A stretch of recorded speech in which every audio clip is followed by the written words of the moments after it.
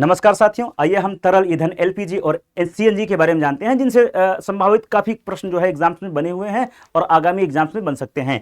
जैसे कि आप सभी जानते हैं, एलपीजी जिसको किस नाम से जाना जाता है, जिसका फुल फॉर्म ही होता है क्या, जिसका पूरा नाम होता है लिक्विफाइड पेट्रोलियम गैस होता है। क्या होता है? जिसका पूरा नाम है लिक्विफाइड पेट्रोलियम गैस, यानी कि पेट्रोलियम गैस जिसको क्या कर दिया गया है, दाब लगाकर, यानी उसको हाई प्रेशर में लिक्विफाइड कर दिया गया है, तरलीकृत कर दिया गया है। और जब भी आपसे पूछेगा ये कौन सी गैसेस होती हैं, यानी पेट्रोलियम गैस में, लिक्विफाइड पेट्रोलियम गैस में किन गैसों का मिश्रण होता है, तो आप याद रखेंगे कि भैया यहां पर प्रोपेन तथा इसके साथ साथ ब्यूटेन का मिक्सचर होता है, जो कि पेट्रोल के कुओं से रिसती रहती हैं, वहां से स्रावित होती रहती हैं।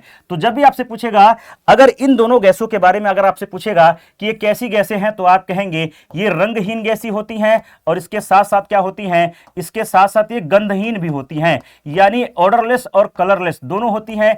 अगर ये कलरलेस हैं और साथ ही साथ ऑर्डरलेस हैं, अर्थात इनमें गंध नहीं होता, तो गंध के लिए इसको हम यहां पर इसमें कौन सी गैस मिश्रित करते हैं ताकि इसके लीकेज का पता लग सके।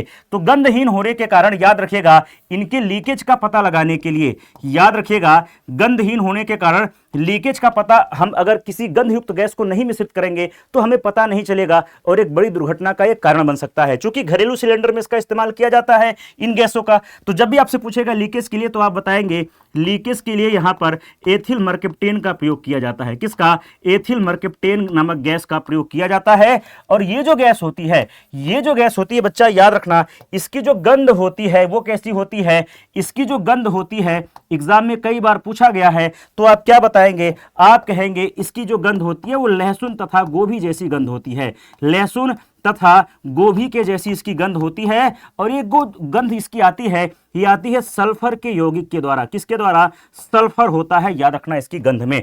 तो जब भी आपसे पूछेगा एलपीजी के बारे में, तो याद रखना भाई, इन सभी बातों की जानकारी आपके पास होनी चाहिए, क्योंकि एग्जाम में ऐसे प्रश्न आते हैं।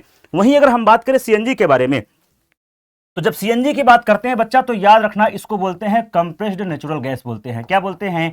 इसको बोलते हैं कंप्रेस्ड नेचुरल गैस बोलते हैं। इस बात को याद रखिएगा, क्या बोलते हैं? कंप्रेस्ड नेचुरल गैस बोलते हैं। और वहीं सीएनजी का अगर आपसे पूछेगा कि घटक कौन सा होता है, तो मुख्य रूप से इसमें होती है मेथेन गैस होती है, और कुछ अमाउंट में हो सकता है इसमें अल्प मात्रा में जो हाइड्रोजन सल्फाइड और एथेन गैस भी हो सकती है, लेकिन मुख्य इसका जो घटक होता है वो मुख्य रूप से देखा जाए तो मेथेन ही होती है, याद रखना।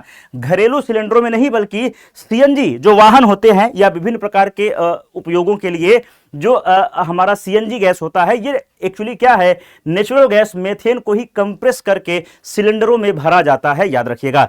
और जब भी आपसे पूछेगा मेथेन गैस का अन्य कौन सा नाम है बच्चा, तो आप क्या बताएंगे? मेथेन गैस को अन्य किस नाम से जाना जाता है, तो आप क्या बताएंगे? आपको जवाब देना होगा कि इसे हम कहते हैं मार्स गैस कहते हैं। क्या कहते हैं? इसे हम कहते हैं मार्स गैस कहते हैं। मार्स गैस कहने का कारण क्या है इसका, तो फिर क्या बताएंगे? क्योंकि बच्चा याद रखना, क्योंकि मेथेन जो होती है कहां से रिलीज होती है, ये रिलीज होती है दलदली स्थानों से रिलीज होती है। कहां से? दलदली भूमि से या दलदली स्थानों से ये क्या होती है, ये गैस रिसती रहती है। अगर आपसे पूछेगा कि भाई मेथेन गैस का अन्य कौन कौन सा सोर्स है, तो आप क्या बताएंगे? मेथेन गैस के अन्य कौन कौन से सोर्स हैं, तो आप क्या बताएंगे? याद रखना बच्चा, आपको क्या बताना है? आपको बताना है क्या? आपको गौशाला का नाम लेना है, और यानी पशु का जो शाला होता है वहां पर ये गैस उतरती है। और इसके साथ ही साथ ये गैस कहां उठती है बच्चा? ये धान के खेत से भी उठती है, याद रखना। मेथेन एक क्या है बच्चा? एक प्रकार का, याद रखिएगा, ग्लोबल वार्मिंग गैस। और चूंकि न केवल एक प्रकार का ग्लोबल वार्मिंग गैस है, बल्कि कार्बन डाइऑक्साइड के बाद दुनिया में सबसे ज्यादा जो ग्लोबल वार्मिंग गैसेस में जिसका हिस्सा है वो है मेथेन। तो ऐसे ही एग्जाम ओरिएंटेड जानकारी के साथ हमारे साथ बने रहिएगा। धन्यवाद।